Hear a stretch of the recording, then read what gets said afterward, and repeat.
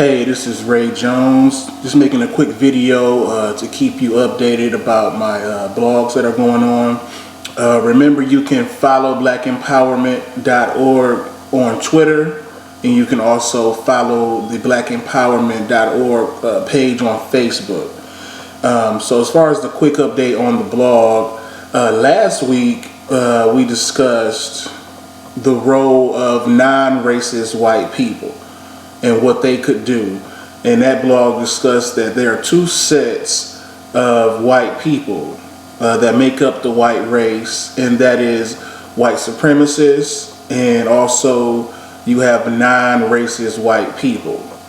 And so you can check out last week's blog to get into that and the things I discussed then. Leave your comments on that.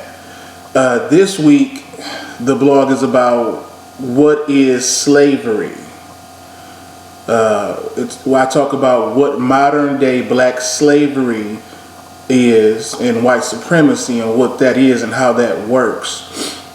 And basically what I get into with that is just stating that we often look at black slavery as simply being, our ancestors were in the field and they were being beaten with whips. Obviously that was the worst form of history and of slavery, and obviously that it was slavery. But we think that slavery was actually abolished in 1865. And what I want to bring to your attention and have you think about is that that actually did not take place. Another form of slavery began to take place. So I basically kind of challenge you to think, what slavery really was about. It wasn't just about a moral issue as to whether they should be beating us or not or something like that. It was about economics. All right. And so what you have to think about, thinking economically, what is the number one rule of black slavery, white supremacy?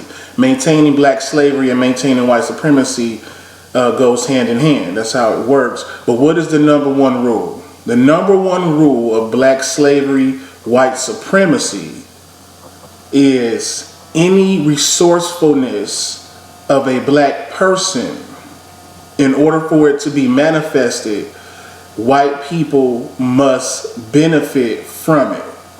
And so any skill, any labor, any creativity, and also any invention that manifests itself or that can be manifested from a black person must benefit white people. That is essentially economically what maintains black slavery and white supremacy to this very second. And I know we live in a world where you see black people making money, like in sports and music and dance and movies and all of that stuff. But what you have to understand is that number one rule, keep that number one rule in mind. For every dollar that the black person makes, it's okay if a black person makes money as long as the white people make a multiple amount of dollars for every dollar that we make, which will maintain white supremacy and maintain black slavery. In other words, capitalism and keeping black people at the bottom of that hierarchy, simply because we're always going to have less money and we're always going to have less resources as long as this system is in place. And so I just basically give a few examples in sports. I bring out how the NBA is roughly about 80% black, but yeah, I think Michael Jordan is the only owner out of 30 teams in the league. Okay, and he, as dominant as a superstar as Michael Jordan has been, has just now reached the $1 billion status. That's amazing.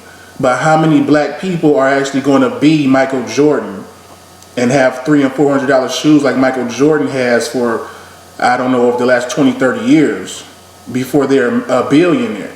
Okay, all of the money that you see NBA players making and athletes making in the millions, there's a white owner cutting that check and making a multiple amount of dollars for every million that is made from the black person. So if you remember the rule that in order for black slavery and white supremacy to be maintained, the rule is that any skill, any labor, any creativity, any invention, any resourcefulness whatsoever to be manifested from black people, white people must benefit. White people must either directly benefit from dollars directly into a white person's pocket, or white people must dominate that industry or field in some capacity and control that field. So just think about that. If you think I'm tripping out, think about who you think of as a successful financial black person. 9 out of 10, that industry that they're in is going to be dominated by white people, or it's going to be white people cutting that check or have some control to destroy their brand if they wanted to. I also bring out the NFL when it comes to sports. This league is about 70% black. All right, they have 0 owners that are black, and they're still talking about, rather we have adequate representation for black coaches. The NFL is extremely primitive when it comes to racism.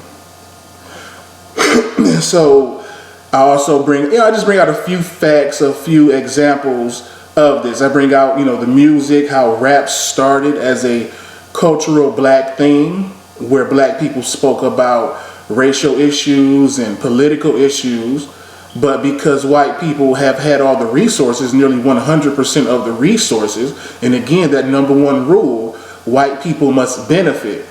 When black people first came out with rap, black people benefited. Black people made the money.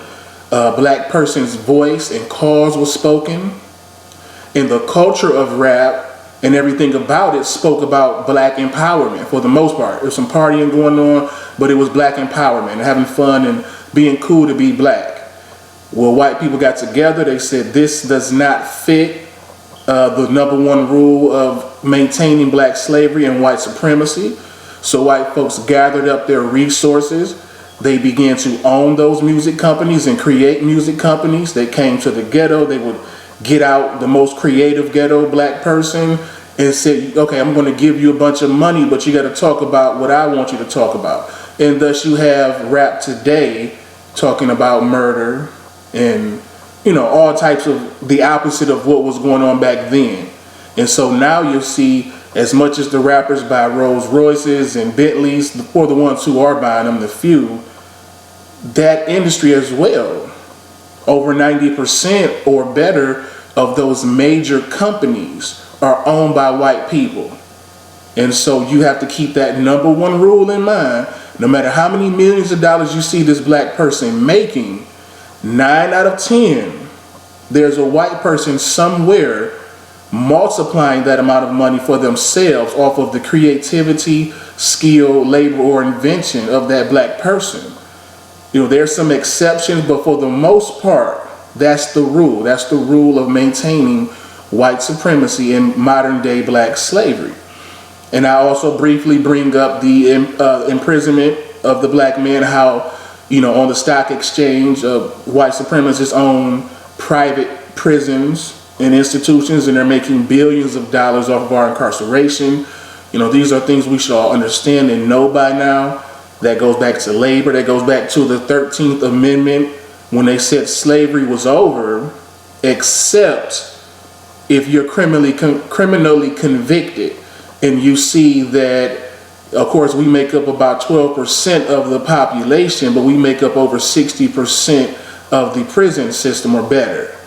That's not by accident. That's not just because we're criminals and things like that. But white supremacists that I've been going back and forth with actually say that it's in the black people's nature to be criminals and things of that nature. So that means that they're either just propaganda artists, or they really are brainwashed and think that we're just criminal by nature. And so we get into that. And so basically I talk about what modern day black slavery is, and I also bring a suggestion and say, listen, how do we defeat this? What's the first step in ending modern day black slavery, white supremacy? And I want to say something that came to mind is that our money is our first military. That's the key.